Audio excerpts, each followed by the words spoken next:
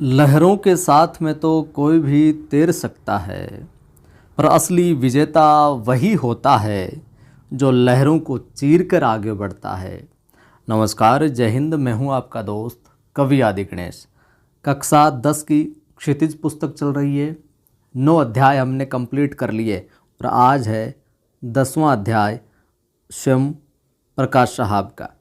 ठीक है, 9 अध्याय के अंदर हमने देखा था क्या? काव्यखंड।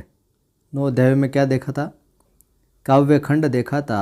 और आज है अपना 10वां अध्याय, जो कि अब गद्य भाग अपना प्रारंभ हो गया है। इससे पहले की वीडियो नहीं देखे आपने तो प्लेलिस्ट में जाकर देख लीजिएगा। अनुरोध आपसे, वीडियो को लाइक कर दें, आप शेयर कर दें, और पहली बार देख रहे हैं चैनल को सब्सक्राइब करके बेल आइकन क्लिक कर लें। ठीक है, टेलीग्राम चैनल का लिंक डिस्क्रिप्शन में मिल जाएगा। कवि आदि गणेश हिंदी नाम से हैं और जिस पर 2300 से ज़्यादा लोग जुड़े हुए हैं, उसी को ज्वाइन कीजिएगा आप। ठीक है, एक बात और, अब हम पाठ में जो स्वयं प्रकाश साहब का परिचय दिया गया है वो तो अध्ययन करेंगे ही करेंगे। इसके साथ में इनकी कई और रचनाएं और उनका रचना काल है, वो भी मैं आपको आगे लिखवाऊंगा, तो वो भी आप नोट करते चलिएगा। चलिए प्रारंभ करते हैं।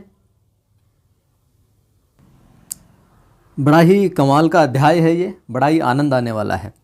तो देखिए, स्वयं प्रकाश साहब का जन्म 1947 में इंदौर एमपी में होता है। मैकेनिकल इंजीनियरिंग की पढ़ाई करके एक औद्योगिक प्रतिष्ठान में नौकरी करने वाले स्वयं प्रकाश का जो बचपन है और नौकरी का जो बड़ा हिस्सा है वो राजस्थान में बीता था। इसलिए भी ये महत्वपूर्ण हो जाते हैं। इनकी नौकरी और इनके बचपन का जो ज़्यादातर समय है जीवन का, वो कहाँ पर बीता? राजस्थान में बीता अपने।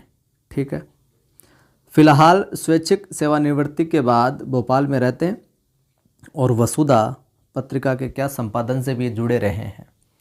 ठीक है, 8वें दशक में उभरे स्वयं प्रकाश आज समकालीन कहानी के महत्वपूर्ण हस्ताक्षर है। उनके 13 कहानी संग्रह प्रकाशित हो चुके हैं, जिनमें सूरज कब निकलेगा। देखिए, इनके अतिरिक्त भी और हैं जो मैं आपको कहानी संग्रह, उपन्यास, निबंध जो भी है, और इन कहानियों संग्रहों के जो रचना काल है वो भी मैं सारा लिखवाऊंगा। आप एक बार इस परिचय को देख लीजिए। सूरज कब निकलेगा, ये भी इनका कहानी संग्रह, प्रकाशन वर्ष हम आगे देखेंगे बिल्कुल क्रम वाइज। आएंगे अच्छे दिन भी, आदमी जात का आदमी और संधान उल्लेखनीय है। देखिए साथियों, इसमें जितनी भी रचनाएं दी गई है उनका तो रचना काल आपको याद करना ही करना है। ठीक है, इनको तो याद करना ही करना है, और इनके अतिरिक्त साहित्य इतिहास की दृष्टि से आपको याद करना है। उनके बीच में विनय और ईंधन उपन्यास चर्चित रहे। कहानी संग्रहों के साथ में उनके बीच में विनय और जो ईंधन है, ये उपन्यास है जो चर्चित रहे हैं। इनको मिलने वाले पुरस्कारों की हम बात करें, सम्मानों की हम बात करें, तो पहल सम्मान से नवाजे गए, बनमाली पुरस्कार से नवाजे गए, राजस्थान साहित्य अकादमी पुरस्कार से नवाजे गए। ये सारे के सारे इनको मिल चुके हैं। मध्यम वर्गीय जीवन के कुशल चितेरे स्वयं प्रकाश की जो कहानियाँ हैं उनमें वर्ग शोषण के विरुद्ध क्या है? चेतना है। तो हमारे सामाजिक जीवन में जाति, संप्रदाय, लिंग के आधार पर जो हो रहा भेदभाव है ना, उसके खिलाफ भी प्रतिकार देखने को मिलता है। रोचक किस्सा गोई शैली में लिखी गई उनकी कहानियाँ जो है हिंदी की वाचक परंपरा को समृद्ध करती है। एक किस्से सुनाते हैं ना, उस तरीके से किस्सा गोई शैली में इनकी जो कहानियाँ है वो एक वाचिक परंपरा को क्या करती है? समृद्ध करती है। इस अध्याय में क्या है वो बता देता हूँ, फिर इनके परिचय को मैं डिटेल से आपको लिखवा दूंगा। चारों ओर सीमाओं से घिरे भूभाग का नाम ही क्या होता है? देश नहीं होता है। देश बनता है, किससे बनता है? उसमें रहने वाले सभी नागरिकों, नदियों, पहाड़ों, पेड़ पौधों, वनस्पतियों, पशु पक्षियों से, और इन सब में सबसे प्रेम करने तथा इनकी समृद्धि के लिए प्रयास करने का नाम क्या है? देशभक्ति। यानी कि केवल चारों ओर सीमाओं का जो भूभाग है वो केवल देश नहीं होता है। देश किससे बनता है? उसमें रहने वाले लोगों से, वहाँ की नदियों, पहाड़ों, पेड़ पौधों, वनस्पतियों, पशु पक्षियों, इन सब को मिलाकर एक देश बनता है। ठीक है, और इन सब से जितनी भी चीज़ें, इन सब से जो प्रेम करने और उनकी समृद्धि के लिए जो प्रयास करता है ना, उसी का नाम क्या है? देशभक्ति। उसी का नाम क्या है? देशभक्त है। नेताजी का चश्मा, स्वयं प्रकाश साहब का यह अध्याय अपने आज। नेताजी का चश्मा जो कहानी है ये कैप्टन चश्मे वाले के नाम से देश के करोड़ों नागरिकों के योगदान को क्या करती है, रेखांकित करती है, जो इस देश के निर्माण में अपने अपने तरीके से क्या सहयोग करते हैं। और कहानी ये कहती है कि बड़े ही नहीं बच्चे भी इसमें शामिल है, देश के समृद्धि में योगदान देने वालों में। अब इनके परिचय को मैं थोड़ा आपको और लिखवा देता हूँ, नोट करिए। सबसे पहले लिखिए इनके कहानी संग्रह, स्वयं प्रकाश साहब के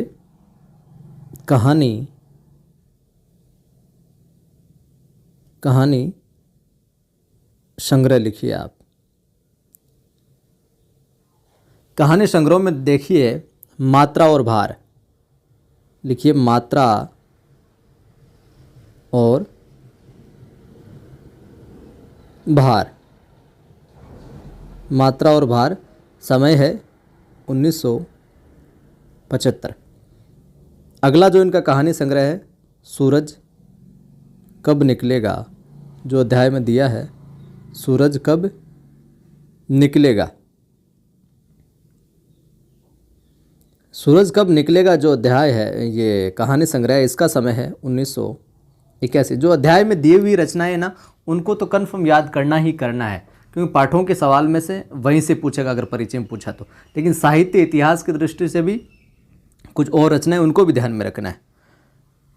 अगला कहानी संग्रह आसमां कैसे कैसे,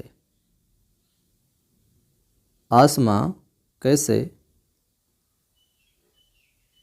कैसे, इसका समय है 1982। कहाँ से क्या प्रकाशन हुआ वो हमें ध्यान में नहीं रखना, हमें तो इतना ही ध्यान में रखना है। अगली किताब, अगला कहानी संग्रह है अगली किताब। अगली किताब 1988। मात्रा और भार, सूरज कब निकलेगा, आसमां कैसे कैसे, अगली किताब, आएंगे अच्छे दिन भी, जो अपने अध्याय में दिया गया है। आएंगे अच्छे दिन भी, आएंगे अच्छे दिन भी, ये जो कहानी संग्रह है इसका अपने समय है 1991। और एक है आदमी जात का आदमी, यहाँ लिख देता हूँ मैं आगे, आदमी जात का आदमी, जात का आदमी, आदमी जात का आदमी, इसका समय है अपने 1994। और एक लिखिए इनका संधान, संधान का समय लिख लीजिए आप, संधान का समय हो जाएगा 2006। और एक आखिरी जो कहानी संग्रह है इनका छोटू उस्ताद, साहित्य इतिहास में पूछा जा सकता है छोटू उस्ताद को, 2015। तो ये इनके प्रमुख कहानी संग्रह हुए। और जो इनकी सिलेक्टेड कहानियाँ उनका संकलन भी इन्होंने किया है चर्चित कहानियों में। एक पार्टीशन शीर्षक से चर्चित कहानियों का संकलन भी इनका देखने को मिलता है। ये तो थी इनकी कहानियाँ। अब हम देखते हैं इनके उपन्यास, ठीक है, नोट डालिए, उपन्यास लिखिए, उपन्यास लिखिए आप। और उपन्यासों में हम देखते हैं इनका, उपन्यास डालिए। और उपन्यासों में सबसे पहला उपन्यास आता है इनका अपने जलते जहाज पर। जलते किस पर, जहाज पर, जलते जहाज पर। और जलते जहाज पर का समय हो जाएगा 1982। अगला जो उपन्यास है वो है ज्योति रथ के सारथी। ज्योति रथ के क्या, सारथी, ज्योति रथ के सारथी, इसका समय 1983। 87। लेकिन आपको जलते जहाज पर तो ज़रूर याद में रखना है। अगला है उत्तर जीवन कथा। उत्तर जीवन कथा, ये उपन्यास का समय है आपके 1993। जो पाठ के अंदर आया है, बीच में विनय, याद रखना है, बीच में क्या, विनय।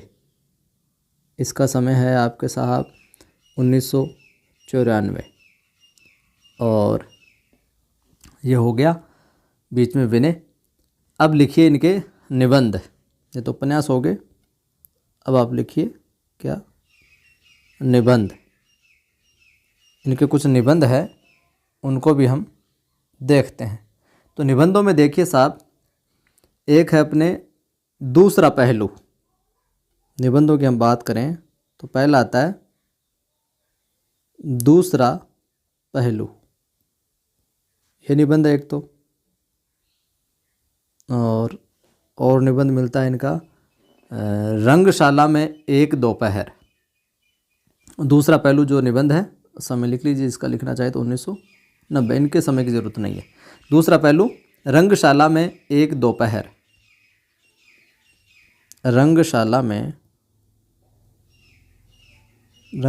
में एक दोपहर बिताई होगी इन्होंने।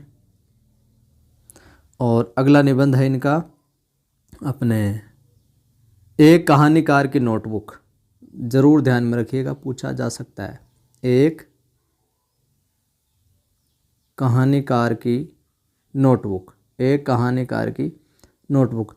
अब आप बोलोगे, और कई साथियों का सवाल होता है कि सर इनको याद कैसे रखें। देखिए, पाठ का नाम लेखक परिचय, कंप्लीट नोट करते, जितना मैं करूँ उतना करते चले। बार बार जब भी आप पाठ पढ़ो तो परिचय है जो निकालते रहें, बार बार परिचय निकालते रहें। रचनाएं हैं जो अपने आप खोपड़ी में अटकती जाएगी। और आप ट्रिक बना के कुछ ना कुछ जुगाड़ करते रहोगे तो इतने सनों से 12 तक लेकर इतने रचनाकार है, साहित्य इतिहास में इतना रचनाकार है, ट्रिक बनाने की जुगाड़ में रहे ना तो सारी ट्रिकें एक में एक हो जाएगी।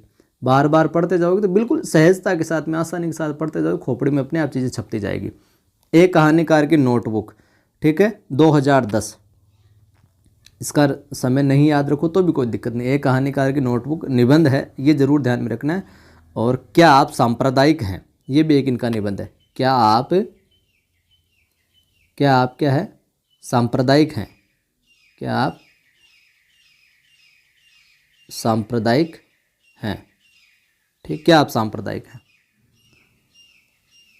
नाटकों में आता है एक इनका, नाटकों में बात करें तो नाटक में आता है इनका एक केवल फिनिक्स, ठीक है। और रेखा चित्र में लिख लीजिए, इनका रेखा चित्र एक प्रसिद्ध है। रेखा चित्र है इनका हम सफ़रनामा 2000 में। हम सफ़रनामा कब, 2000 में, ठीक है। और बस बाकी तो इनको जो पुरस्कार है उनकी तो हमने ऊपर चर्चा कर ही ली। इन पर लिखे, इनके स्वयं पर लिखे हुए कई साहित्य हैं। इनके ऊपर लिखे हुए स्वयं प्रकाश पे लिखा हुआ है डॉक्टर, ये मोनोग्राफ लिखा हुआ है विश्वम्भर नाथ उपाध्याय साहब का। और चर्चा लिखा हुआ है योगेंद्र दुबे का। संबोधन लिखा हुआ है अपने कमर मेवाड़ी का। ये सारे के सारे इनको केंद्र बनाकर लिखे हुए हैं, लेकिन उनको याद नहीं करते। ये अपने उपन्यास, कहानी संग्रह और इनके नाटक और रेखा चित्र हम सफ़रनामा, इतना ही आपको ध्यान में रखना है। अब आ जाते हैं साहब हम नेताजी का चश्मा अध्याय के ऊपर। अनुरोध आपसे, वीडियो को लाइक नहीं किया अभी तक भी तो लाइक करें, आप शेयर भी करें, और पहली बार देख रहे हैं चैनल को सब्सक्राइब कर बेल आइकन भी क्लिक कर लेना। देखिए नेताजी का चश्मा। हालदार साहब को हर 15वें दिन कंपनी के काम के सिलसिले में उस कस्बे से गुजरना पड़ता था। कस्बा बहुत बड़ा नहीं था। जो भी कथन है, जो भी पंक्ति से सवाल बन सकता है वो मैं आपको अंडरलाइन करवाता चलूँगा, तो आप अंडरलाइन करते रहना अपनी किताब के अंदर। बड़ा नहीं था, और किताब नहीं है किसी के पास तो नोट कर रहे हैं, अगर आप नोट्स के रूप में तो नोट करते चलना। तो हालदार साहब को हर 15वें दिन कंपनी के काम के सिलसिले में उस कस्बे से गुजरना पड़ता था। कस्बा बहुत बड़ा नहीं था जिसे पक्का मकान कहा जा सके, वैसे कुछ ही मकान, और जिसे बाजार कहा जा सके वैसा ही एक बाजार था। इतना कुछ पक्का मकान वाला सिलसिला वहाँ पर नहीं था। कस्बे में एक लड़कों का स्कूल, एक लड़कियों का स्कूल, एक सीमेंट का छोटा सा कारखाना, 2 ओपन एयर सिनेमा घर और एक ठो नगर पालिका भी थी। एक लड़कों का स्कूल था, एक लड़कियों का स्कूल था, एक सीमेंट का छोटा सा कारखाना था, 2 ओपन एयर सिनेमा घर थे खुले। नगर पालिका थी तो कुछ न कुछ करती भी रहती थी। अब नेताजी का चश्मा है, ये खोपड़ी में रखना, इसमें नेताजी का चश्मा कहाँ पर एंटर होता है साहब, मज़ेदार अध्याय है। कभी कोई सड़क पक्की करवा दी, कभी कुछ पेशाब घर बनवा दिए, नगर पालिका यही काम होता है। कभी कबूतरों की छतरी बनवा दी, कभी कवि सम्मेलन करवा दिया। इस नगर पालिका के किसी उत्साही बोर्ड या प्रशासनिक अधिकारी ने एक बार शहर के मुख्य बाजार के मुख्य चौराहे पर नेताजी सुभाष चंद्र बोस की एक संगमरमर की प्रतिमा है जो लगाती। तो नेताजी का चश्मा, यहाँ पर किसकी बात हो रही है? नेताजी सुभाष चंद्र बोस की बात हो रही है, ठीक है। और नेताजी, अब ये सवाल पूछा जा सकता है, बिल्कुल सामान्य सी बात है कि मुख्य बाजार के चौराहे पर नेताजी सुभाष चंद्र की बोस की प्रतिमा किसने लगवाई? तो नगर पालिका के किसी उत्साही बोर्ड या फिर प्रशासनिक अधिकारी ने। तो नगर पालिका किसी प्रशासनिक अधिकारी ने हम कह सकते हैं। यह कहानी उसी प्रतिमा के बारे में है। अब देखिए, यहाँ सवाल बन सकता है, यह आपने अगर कहानी, ये पाठ है जो अच्छे से नहीं पढ़ रखा, तो यह कहानी उसी प्रतिमा के बारे में है। तो उसी प्रतिमा के बारे में यहाँ पर किसके लिए आया है? उसी प्रतिमा, नेताजी सुभाष चंद्र बोस की प्रतिमा। देखिए, ऐसे सवाल बनेंगे परीक्षा के अंदर, पंक्तियों से अगर पाठ हो जाएगा, ठीक है। बल्कि उससे भी एक छोटे से हिस्से के बारे में, बल्कि उसके भी एक छोटे से, जो प्रतिमा है ना, पूरी प्रतिमा के बारे में नहीं, उसके भी एक छोटे हिस्से के बारे में, वो हम आगे देखते चले जाएंगे। पूरी बात तो पता नहीं, लेकिन लगता है कि देश के अच्छे मूर्तिकारों की जानकारी नहीं होने और अच्छी मूर्ति की लागत, अनुमान और उपलब्ध बजट से कहीं बहुत ज़्यादा होने के कारण काफ़ी समय बाद उहापो और चिट्ठी पत्री में बर्बाद हुआ होगा, और बोर्ड की जो शासनावधि है उसको समाप्त होने की घड़ियों में किसी स्थानीय कलाकार को ही अवसर देने का निर्णय किया होगा। कि जो प्रतिमा बढ़ाई है ना जल्दीबाजी में, या कुछ न कुछ ऐसा हुआ कि स्थानीय कलाकार को बढ़ाने के लिए दे दी। और अंत में कस्बे के इकलौते, हाई स्कूल के इकलौते ड्राइंग मास्टर, मान लीजिए कि मोतीलाल जी को ये काम सौंप दिया गया होगा, मान लीजिए, जो महीने भर में क्या मूर्ति बनाकर पटक देने का विश्वास दिला रहे थे। मूर्ति बनाकर पटक देने का विश्वास मतलब एक बिना माँ सल्टा दें आप ते, तो बस ऑर्डर दो ताकि मूर्ति बनार तैयार टंच कर दें कद एक बिना का माइन माइन है, अपने गाँव में करते हैं ना ऐसे वही बात है। जैसा कि कहा जा चुका है, मूर्ति संगमरमर की थी। किसकी थी? संगमरमर की थी। और आगरा का ताजमहल जिसमें सफ़ेद जो संगमरमर लगा हुआ है वो कहाँ का है? अपने मकराना का है। मकराना का मार्बल प्रसिद्ध है। टोपी की नोक से कोट के दूसरे बटन तक कोई 2 फुट ऊंची, टोपी के ऊपर की नोक से लेकर कोट के दूसरे बटन तक कोई 2 फुट ऊंची ये मूर्ति का अपने ऑर्डर का मामला चल रहा है, जिसे कहते हैं बस्ट। और सुंदर थी ये। नेताजी सुंदर लग रहे थे, कुछ कुछ मासूम और कमसिन, फौजी की वर्दी में, तो लगभग 2 फुट ऊंची। तो पूछा जा सकता है कितनी ऊंचाई है? 2 फुट ऊंची, ठीक है। अभी तक आगे हम देखते हैं अध्याय में क्या है। मूर्ति को देखते ही दिल्ली चलो और तुम मुझे खून दो वगैरह याद आने लगते थे। तो देखिए नेताजी का चश्मा अध्याय के अनुसार, अब सवाल देखिए कैसे बन सकता है। अब आपको हर एक पूरी कहानी है जो खोपड़ी के अंदर होनी चाहिए, पूरी स्टोरी। नेताजी का चश्मा अध्याय के अनुसार दिल्ली चलो और तुम मुझे खून दो वगैरह याद आने लगते थे। किसको देखकर? किसको देखकर? मूर्ति को, प्रशासनिक अधिकारी को, किसी और नौकर को, किसी और लिख दिया कोई प्रशासनिक अधिकारी या कुछ, इनमें से कोई नहीं, या अपने। तो आपको ध्यान में रखना है मूर्ति को देखते ही, ठीक है। अब ऐसे सवाल बन सकते हैं। इस दृष्टि से यह सफल और सराहनीय क्या प्रयास था। केवल एक चीज़ की कसर थी जो देखती क्या थी? खटकती थी। नेताजी की आंखों पर क्या चश्मा नहीं था। केवल एक चीज़ की कसर थी जो देखते ही खटकती थी। ये पंक्ति दे दी और पूछ ले एक चीज़ की कसर थी, यहाँ पर किस एक चीज़ की कसर थी। तो आपने आगे वाली लाइन पढ़ रखी है, अच्छे से पाठ पढ़ रखा है, तो किसकी, नेताजी की आंखों पर क्या, चश्मे की कमी थी, चश्मा नहीं था, इसकी कमी थी। तो एक चीज़ की कसर तो ये इस चीज़ की कसर थी। तो आपको हर एक जगह है जो खोपड़ी टिका कर रखनी है। यानी चश्मा तो था लेकिन संगमरमर का नहीं था। ठीक है मामला। एक सामान्य और सचमुच के चश्मे का चौड़ा काला फ्रेम मूर्ति को पहना दिया गया था। ठीक है, ऐसे फ्रेम पहना दिया। हालदार साहब जब पहली बार इस कस्बे से गुजरे और चौराहे पर पान खाने रुके तभी उन्होंने इसे लक्षित किया। अब देखिए किसने लक्षित किया, हालदार साहब ने, और उनके चेहरे पर एक कौतुक भरी मुस्कान फैल गई। वाह भाई, ये आइडिया भी ठीक है, मूर्ति तो पत्थर की लेकिन चश्मा रियल, गजब कमाल कर दिया भाई, बहुत गजब हो रहा है ये तो। चश्मा पत्थर का बना है नहीं और ऐसे टिका के रखते हैं नया नया चश्मा कि वह भाई आइडिया भी ठीक है, मूर्ति पत्थर की लेकिन चश्मा रियल, कमाल, गजब गजब हो गया। तो जीप कस्बा छोड़कर आगे बढ़ गई थी। तब भी हालदार साहब इस मूर्ति के बारे में क्या सोचते रहे और अंत में इस निर्णय पर पहुंचे, इस निष्कर्ष पर पहुंचे कि कुल मिलाकर कस्बे के नागरिकों का यह प्रयास सराहनीय ही कहा जाना चाहिए। कौन सा प्रयास? कि महत्व मूर्ति के रंग रूप या कद का नहीं, उस भावना का है। वरना तो देशभक्ति भी आजकल मजाक की चीज़ होती जा रही है। किस भावना का? कि नेताजी चश्मा लगाते थे तो नेताजी के चश्मा पत्थर का नहीं बनाया हुआ मूर्ति के साथ में, तो उनको रियल पहना दिया। ये लोगों की भावना है, ये लोगों की देशभक्ति है, नहीं तो आजकल मजाक की चीज़ होती जा रही है देशभक्ति। आपको पता ही है वर्तमान में क्या हो रहा है। दूसरी बार जब हालदार साहब उधर से गुजरे तो उन्हें मूर्ति में कुछ अंतर दिखाई दिया। ध्यान से देखा तो पाया कि चश्मा दूसरा है, दूसरा चश्मा है। पहले मोटे फ्रेम वाला चौकोर सिंगर बी प्राक पहनता है वो चश्मा था, अब तार के फ्रेम वाला गोल चश्मा है।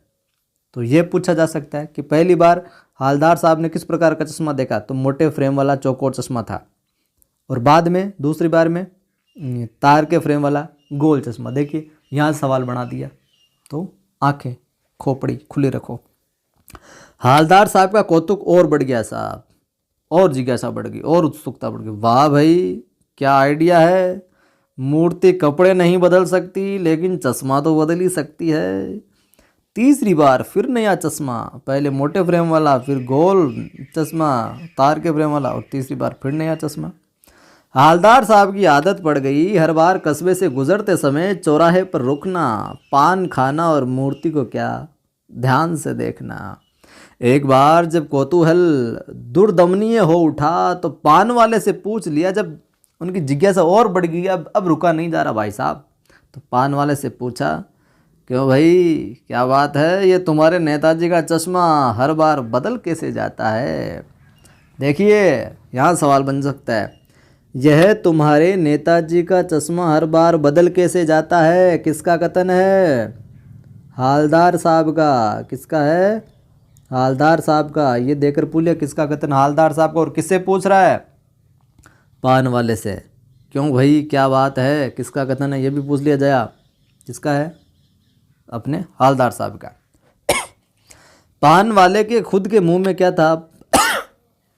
माफ़ कीजिए, पान ठुसा हुआ था एक तरह। एक काला मोटा और खुश मिजाज आदमी था। वह एक काला मोटा और खुश मिजाज आदमी था। कौन? पान वाला। तो ये देखकर पूछ लिया वह यहाँ पर किसके लिए आया है, तो ध्यान में रखना भाई साहब, वह आया है पान वाले के लिए। ऐसे आते हैं सवाल परीक्षा में। हालदार साहब का प्रश्न सुनकर वह आंखों ही आंखों में हंसा। उसकी तोंद थिरकी, मोटा था। पीछे घूमकर उसने दुकान के नीचे पान थूका, थू, और अपनी लाल काली बत्ती से दिखाकर, क्यों पान खाएगा तो लाल काली दिखेगी बत्ती सी, बोला, कैप्टन चश्मे वाला करता है। कि कौन करता है, कौन बदलता है? ये कि कैप्टन चश्मे वाला बदलता है साहब। क्या करता है? हालदार साहब कुछ समझ नहीं पाए। कि वो पान वाला बोलता है कैप्टन चश्मे वाला करता है, तो हालदार के क्या करता है, क्या करता है हालदार साहब कुछ समझ नहीं पाए। क्या करता है ये, यहाँ पर कथन किसका है, हालदार साहब का। चश्मा चेंज कर देता है, पान वाले ने समझा। चश्मा चेंज कर देता है, किसका कथन है, पान वाले का, पान वाले का। ठीक है, क्या मतलब, क्यों चेंज कर देता है। हालदार साहब अब भी नहीं समझ पाए। कोई ग्राहक आ गया समझो, उसको चौड़े चौखट चाहिए, तो कैप्टन किधर से लाएगा, तो उसको मूर्ति वाला दे दिया और उधर उधर दूसरा बिठा दिया। मजे देखिए इनके। अब हालदार साहब को बात कुछ कुछ समझ में आई। एक चश्मे वाला है जिसका नाम क्या है, कैप्टन है भाई साहब, और उसे नेताजी की बगैर चश्मे वाली मूर्ति क्या लगती है, बुरी लगती है। उसे नेताजी की चश्मे वाली मूर्ति बुरी लगती है, उसे नेताजी की चश्मे वाली मूर्ति बुरी लगती है। उसे किसके लिए आया है भाई साहब, तो ये कैप्टन चश्मे वाले के लिए आया है। ठीक है, चश्मे वाले के लिए, बल्कि आहत करती है, बुरी नहीं, अंदर तक कचोड़ती है, मानो चश्मे के बगैर नेताजी को असुविधा हो रही होगी। इसलिए वह अपनी छोटी सी दुकान में उपलब्ध गिने चुने कुछ फ्रेमों में से एक नेताजी की मूर्ति पर क्या कर देता है, फिट कर देता है। लेकिन जब कोई ग्राहक आता है ना, तो उसे वैसे ही फ्रेम की दरकार होती है और जैसा मूर्ति पर लगा है। तो कैप्टन क्या करता है, कैप्टन चश्मे वाला मूर्ति पर लगा फ्रेम संभवतः नेताजी से क्षमा मांगते कि माफ़ करो यार नेताजी, आपको दूसरा लगा देता हूँ, लाकर ग्राहक को दे देता है, और बाद में नेताजी को क्या, दूसरा फ्रेम है तो लौटा देता है। वाह भाई, खूब है, क्या आइडिया है। लेकिन भाई एक बात यार अभी भी समझ में नहीं आई। हालदार साहब ने पान वाले से फिर पूछा, नेताजी का ओरिजिनल चश्मा कहाँ है, नेताजी का ओरिजिनल चश्मा कहाँ है, किसका कथन है, हालदार साहब का। किससे पूछ रहा है, पान वाले से। पान वाला दूसरा पान मुंह में ठूस चुका था तब तक। कहीं की आदत तो नहीं, कहीं बीड़ी पीने की आदत तो पीते रहते फिरते, कहीं गुटखा खाने के, एक गुटखा खत्म हुआ दूसरा, तो पान वाले ने पहला पान निपटाया जितने में, तो बात चल रही, दूसरा पान ठूस रखा था। दोपहर का समय था, दुकान पर भीड़ भाड़ अधिक नहीं थी। वह फिर आंखों ही आंखों में हंसा, उसकी तोंद फिर से मचली, फिर से थिरकी। कत्थे की डंडी फेंक पीछे मुड़कर उसने नीचे पीक थूकी और मुस्कुराता हुआ बोला, मास्टर बनाना भूल गया, मास्टर बनाना भूल गया। पान वाले के लिए ये क्या मज़ेदार बात थी, लेकिन हालदार साहब के लिए चकित और द्रवित करने वाली बात थी कि यार ये क्या हो रहा है। यानी वह ठीक ही सोच रहे थे। मूर्ति के नीचे लिखा मूर्तिकार मास्टर मोतीलाल, वाकई कस्बे का अध्यापक था। मूर्ति के नीचे क्या लिखा था, मूर्तिकार मास्टर मोतीलाल। बेचारे ने महीने भर में मूर्ति बनाकर पटक देने का वादा कर दिया होगा, बना भी ली होगी, लेकिन पत्थर में पारदर्शी चश्मा कैसे बनाया जाए, कांच वाला ये तय नहीं कर पाया होगा, या कोशिश की होगी और असफल रहा होगा, या बनाते बनाते कुछ बारीकी के चक्कर में क्या चश्मा टूट गया होगा, या पत्थर का चश्मा अलग से बनाकर फिट किया होगा और वह क्या निकल गया होगा। उफ, क्या है ये। हालदार साहब को ये सब कुछ बड़ा विचित्र और कौतुक भरा लग रहा था। इन्हीं ख्यालों में खोए खोए पान के पैसे चुकाकर चश्मे वाले की देशभक्ति के समक्ष क्या हो गए, नतमस्तक होते हुए वे जीप की तरफ चले। फिर रुके, फिर मुड़े और पान वाले के पास जाकर पूछा, क्या कैप्टन चश्मे वाले नेताजी का साथी है या आज़ाद हिंद फौज का भूतपूर्व सिपाही। पान वाला नया पान खा रहा था, तीसरा पान टिका रहा था। पान पकड़े अपने हाथ को मुंह से 1.5 इंच दूर रोककर उसने हालदार साहब को ध्यान से देखा, फिर अपने लाल काली बत्ती से दिखाई, मुस्कुराते स्माइल करते हुए, और मुस्कुराकर बोला, नहीं साहब, वो लंगड़ा क्या जाएगा फौज में, पागल है पागल, वो देखो वो आ रहा है, आप माफ करें, आप उसी से बात कर लो, फोटो वोटो छपवा दो उसकी कहीं, फोटो वोटो छपवा दो उसकी कहीं। किसका कहते हैं, पान वाले का। माफ़ कीजिएगा साथियों, आपको गले की वजह से परेशानी हो रही है, हो जाएगा ठीक, दवाई चल रही है, सुधार हो रहा है पहले से। तो हालदार साहब को पान वाले द्वारा एक देशभक्त का इस तरह मजाक उड़ाया जाना अच्छा नहीं लगा। हालदार साहब को क्या, जो पान वाला मजाक उड़ा रहा है ना, उस कैप्टन चश्मे वाला, देखो वो लंगड़ा क्या जाएगा फौज में, ऐसे वैसे तो ये हवलदार साहब को अच्छा नहीं कि एक तो देशभक्त है, नेताजी के मूर्ति पर चश्मा नहीं तो उसे अच्छा नहीं लगता कि नेताजी ऐसे रहे, तो वो लगाता है बेचारा जैसे भी जो भी उसके पास उपलब्ध है। मुड़कर देखा तो अवाक रह गए। एक बेहद बूढ़ा मरियल सा लंगड़ा आदमी, सिर पर गांधी टोपी और आंखों पर काला चश्मा लगाए, एक हाथ में एक छोटी सी संदूकची और दूसरे हाथ में एक बांस पर टंगे हुए बहुत से चश्मे लिए अभी अभी एक गली से निकला था और अब एक बंद दुकान के सहारे अपना बांस टिका रहा था। तो इस बेचारे की दुकान भी नहीं, फेरी लगाता है। हवलदार साहब चक्कर में पड़ गए, पूछना चाहते थे इसे कैप्टन क्यों कहते हैं, क्या यही इसका वास्तविक नाम है, लेकिन पान वाले ने साफ बता दिया था कि अब वह इस बारे में और बात करने को क्या तैयार नहीं है। ड्राइवर भी बेचैन हो रहा था, काम भी था। हवलदार साहब जीप में बैठकर क्या निकल गए, चले गए। 2 साल तक हवलदार साहब अपने काम के सिलसिले में उस कस्बे से गुजरते रहे और नेताजी की मूर्ति में बदलते हुए चश्मों को देखते रहे।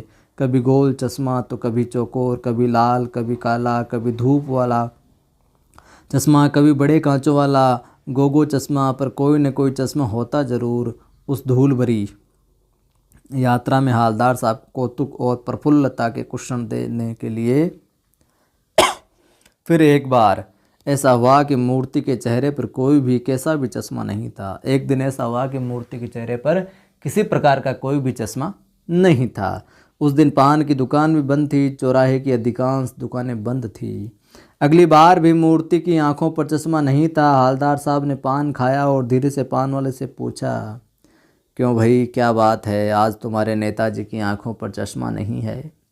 पान वाला उदास हो गया। उसने पीछे मुड़कर मुंह का पान नीचे थूका और सिर झुकाकर अपने धोती के सिरे से आंखें पोंछता हुआ बोला, साहब कैप्टन मर गया। साहब कैप्टन मर गया किसका कथन है? पान वाले का। किसका कथन है? साहब कैप्टन मर गया किसका? पान वाले का। और कुछ नहीं पूछ पाए हवलदार साहब, कुछ पल चुपचाप खड़े रहे, फिर पान के पैसे चुकाकर जीप में आकर बैठे और रवाना हो गए।